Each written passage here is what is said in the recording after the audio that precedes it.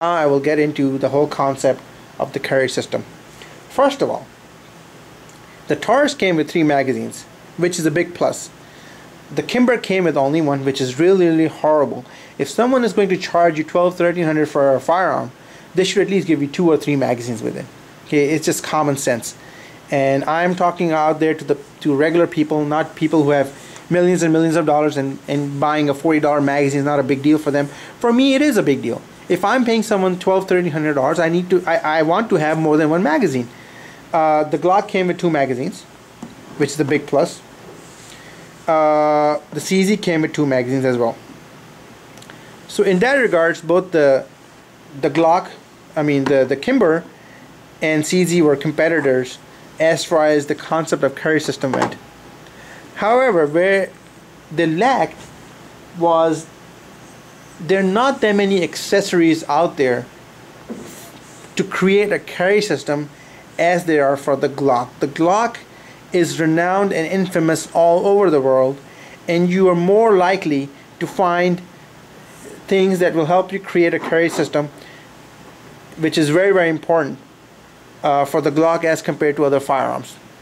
Now again, you might be able to find, I was, for example, for the CZ, I was able to piece together, find a holster which was actually designed for the Glock 19 and was using it for a while, but again, it was not made for the CZ.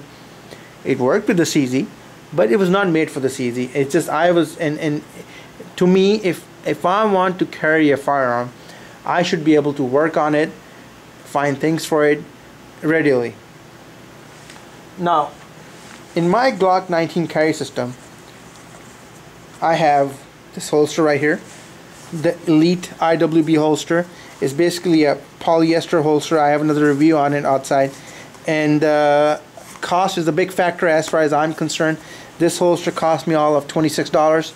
This is ambidextrous. Well, I guess I'm using the word incorrectly, but it's ambidextrous. I can take out this clip right here, put it on the other side, and go from a right hand.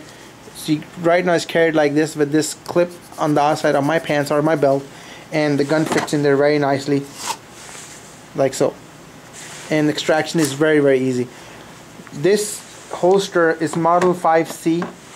It's designed for the Glock 19 and a few other firearms.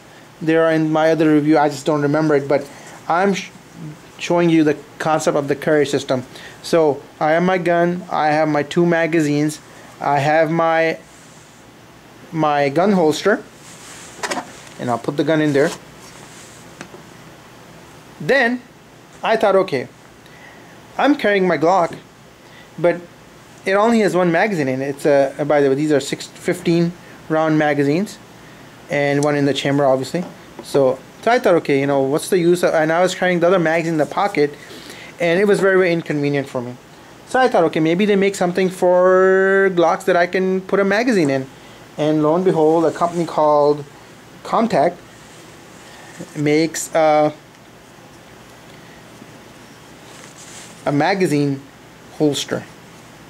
They make them for a bunch of other firearms, but again, my point is things are very easy to find for the Glock, and this thing cost me about $28. And the way this works, this is a left hand extraction, right firing magazine holster. What that means is that this carries on the left side of my body, and the magazine goes in with the round facing the front. So I'm carrying it like this in a situation where, so it's sort of on the side like this, right? This you can imagine that this is my hip, and this is how I'm carrying the holster on my hip on my left side. If there's a situation that requires the removal of the first magazine and the retrieval of the second magazine, all I gotta do is I gotta take my left hand, take the magazine out, okay? My other hand brings in the gun, and this just snaps in like this, and we're good to go. So again, my carry system is almost complete because I have my magazine, my holster, my 2 magazines, and my magazine holster. I could not find this stuff for the Taurus 709. I could not find this stuff for the CZ. Okay, and again, having said that, I'm sure they're making them, but I just could not find them, and for me that was a big no-no. And for the Glock 19, I bought my Glock from the same store. I was able to find the magazine holster and a bunch of other stuff that I'm using for my Glock, and to me that matters a lot in completing my carry system. Now, so we went through reliability, we went through the concept of ease of use, reliability, cost effectiveness. Everything is here is very, very cost effective. This gun is not $1,300. This gun does not jam on me. This gun is very, very accurate. It's a very fun gun to shoot. And expandability. I've been able to expand this with a holster and with my magazine holster. And another thing to be said about the Glock, and let me confirm before I say it, I just thought of it, is if you look here, the feed ramp on this thing is designed, it's a little bit polished. I don't know if you can see it, but let me show you. And hold on, it's not working out. I'll just take it out. Hold on.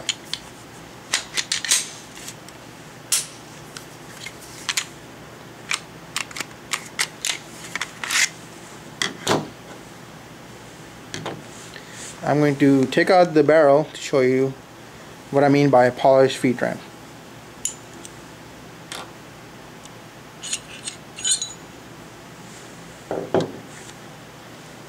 Now this is the part right here where the bullets enter the barrel, the chamber, the firing chamber. So when the bullets are being pushed up by the slide, they load in sort of like this, okay, and they sit in there like this. Now on some of the firearms, these ramps are not polished, and so you have load issues with different kind of ammo. On my Kimber, it was very, very polished, but I still had some load issues with it, which I don't understand. If you're making, again, a $1,200–$1,300 gun and there are issues with the feed ramp, that just makes no sense to me. So again, my point is, for this gun I did not pay $1,300, and I'm getting the same kind of